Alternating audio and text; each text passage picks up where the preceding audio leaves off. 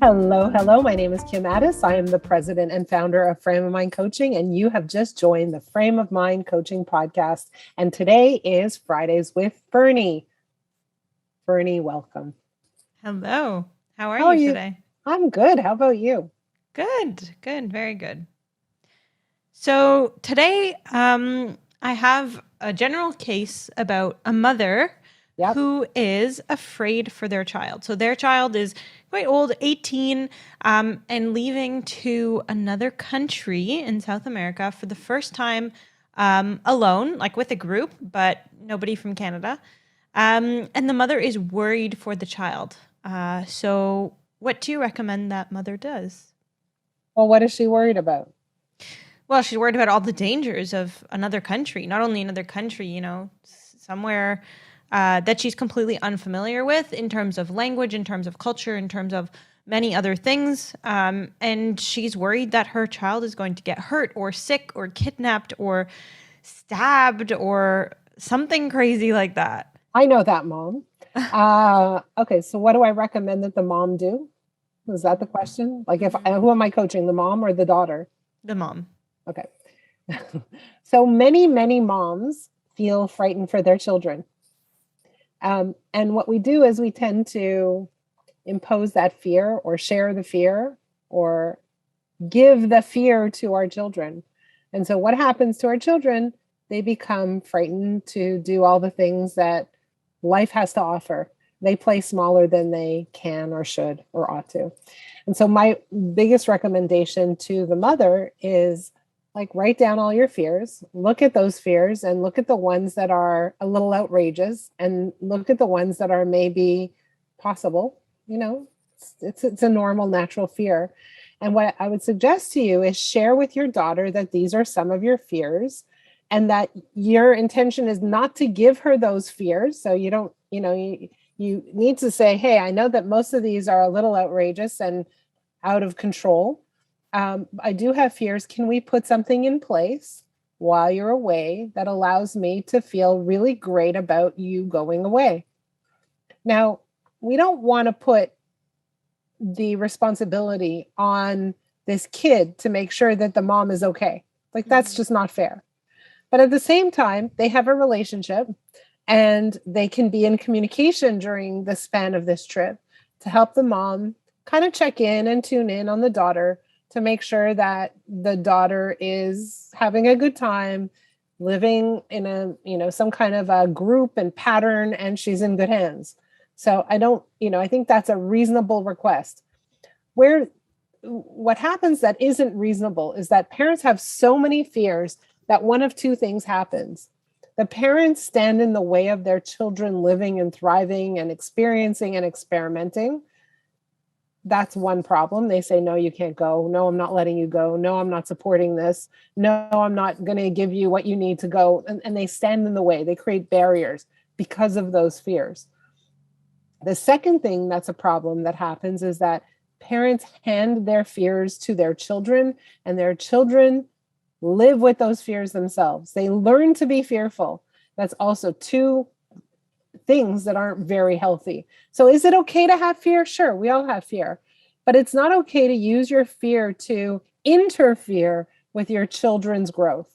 And so my greatest advice to this particular mom is share your fears with your daughter.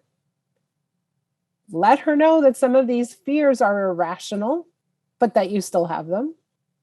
And ask your daughter politely if she wouldn't mind staying in touch with you, a text a day or a FaceTime call or whatever it is that will help you know that your daughter is alive and well and still thriving. And what if this mother doesn't believe that their fears are irrational, that her fears are irrational? She doesn't have to believe that her fears are irrational, but she has to accept that even if she believes that the fears are totally rational, they're not useful. They're not helpful. They're not well, are they helpful in the sense that it encourages you to be protected, to overthink things before it goes wrong so that you're prepared? Well, certainly we could talk to the daughter and say, hey, here are some of the things that you might want to consider and prepare for. So, for example, it's important for you to keep your money in different locations just in case someone steals it. You have a little bit of a backup plan. You might encourage your daughter to think about, like being aware of her surroundings and making sure no one's following her. And if somebody does, what she would do in that situation. You might want to say to your daughter, hey, like when you're going out in the streets, make sure you're not alone, right? You might want to kind of review some of these things, but you also want to make sure your daughter understands that you trust her, that you have confidence in her, that you know that she has good judgment, and that she isn't afraid to let you know when she messed up or when something went wrong, because things go wrong sometimes, and that you are the first person she'll reach out to for help. And so it's very important for you to instill trust in your daughter. Absolutely. And so what happens if you do all these things and your daughter leaves and you're still kind of freaking out internally? How do you deal with that fear for somebody else that you've absolutely no control over? You journal, you write it down, you write down some of the beliefs that you have, you write down some of the fears, you assess how, not realistic they are, but what's the likelihood of those things happening. And to be honest, you check in with your daughter and just say, hi, how's it going? Are you having a good time? And when you hear from your daughter, you calm down for a day and then you check in with her for the next day. And you know what? For those of you who are listening, once again, this is a very real situation. Ferne is getting ready to go to Ecuador, and she's going to be learning how to band birds. And that's super cool. Very, very exciting.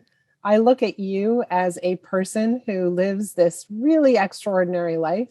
You travel, you try things, you're learning things, you're out there in the wilds and doing all kinds of cool things. And yes, sometimes that freaks me out, and sometimes that scares me.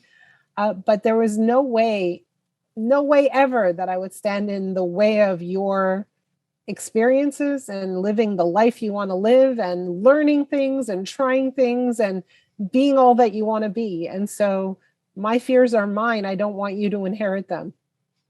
Thank you. Yeah. And what happens when, I get sick in one of those countries or whatever, the daughter gets sick?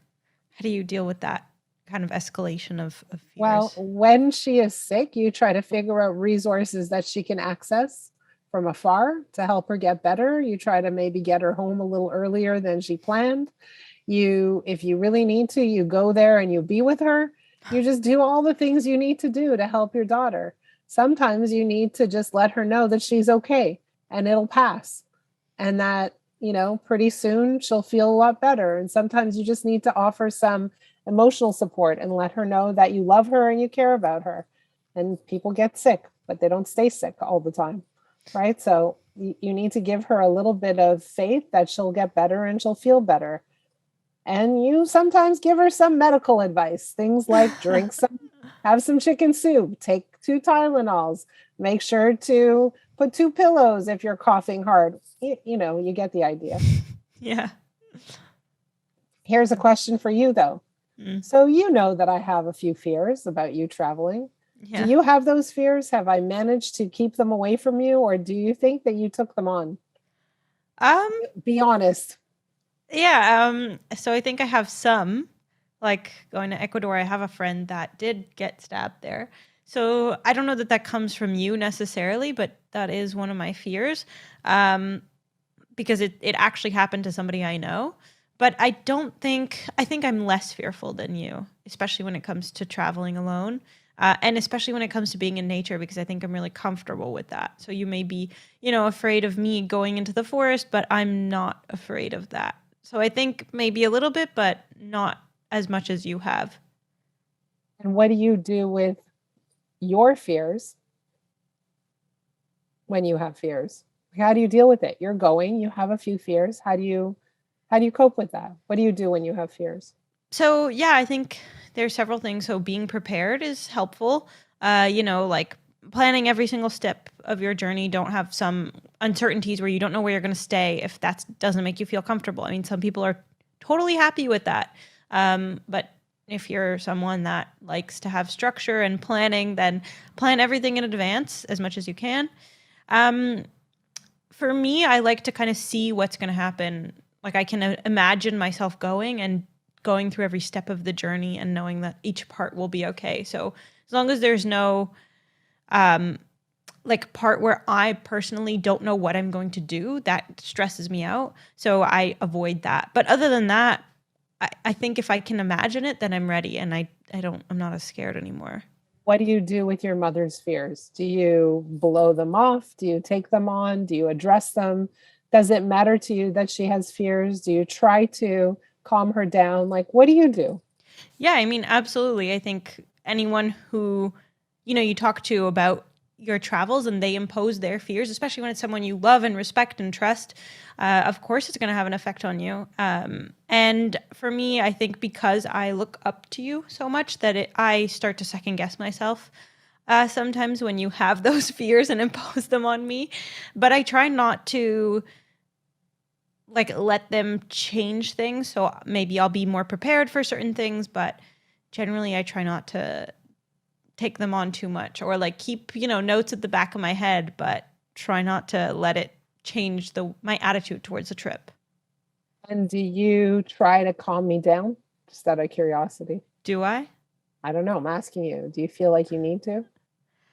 I think sometimes I get a bit upset. Not upset, but like I think I just start to second guess myself. I don't know if sometimes I try to calm you down when it comes to things that I'm sure about. When I'm unsure about something, I find it hard to calm you down because I take on those fears. But when it comes to something I'm really sure about, like, nature things, yeah, I try to calm you down, I think. How do you think I react to your stress? I think sometimes you say, "Don't worry, mom." I get your text, "Don't worry, mom. I'm going to do this or this or this or this." Okay. Right? It's reassuring, I Yeah. guess. So you say that, and I think for me, the most reassurance is just be in contact. Don't go silent. So I know things are going to come up. I know you're not going to know what you're going to be doing every minute of every day for the next 4 weeks of your trip. I know that, but just like reach out. I'm good. Hi, I'm good. I'm good. I'm having a good time. I'm okay. Learned this, whatever it is. And just Yeah. so as long as there's that moment of connection, I'm like, okay, I heard from her. She's good. I can go for another 24 hours. So, in a way, it's good for someone to care about you. In a way, it's hard when somebody cares about you and has worries and fears. Yeah, So absolutely. it's important for you to forge on. It's important for you to do your thing. It's important for you to live your life. And it's also important that when your mother says, "Well, what about this?" and you get frustrated, you say, "Yeah, what about this? Maybe I need a little extra preparation, or I need to consider this," but not let it stop you. Yeah, yeah. I personally find that sometimes it stresses me out because I worry that I didn't think about something or I missed something, and then it'll affect the rest of the trip, But we've all got fears, and I just gotta realize It's that. it's an interesting conversation, right? Because what we're really demonstrating is we're very human, and we Surprise. all have we all have things. For me, my biggest issue is, making sure my kids are happy and healthy. Very important. And so while they're off on their expeditions and living their lives and experiencing all the cool things that life has to offer, and I push them out of the nest a lot of times, Yeah. while they are flying down from the nest, I always want to make sure that somehow I can also provide a safety net in case something goes terribly wrong. And sometimes I just can't. And so this is what happens when a kid grows up and they become an adult. You kind of also have to step aside and trust that they will find their wings. So Yeah. that's where we're at this point. Absolutely.